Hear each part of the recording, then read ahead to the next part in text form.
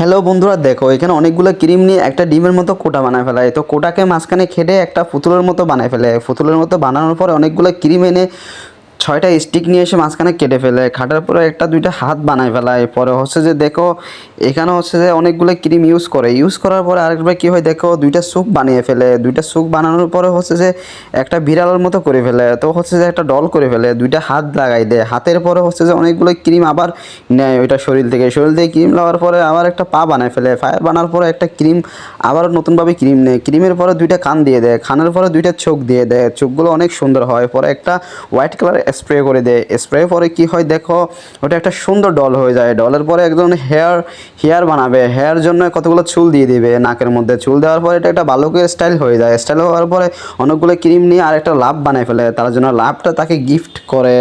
তো পুতুলটাকে অনেক সুন্দর লাগছে। তোমরা যারা যারা ভিডিওটা দেখছো লাইক করে দাও এবং শেয়ার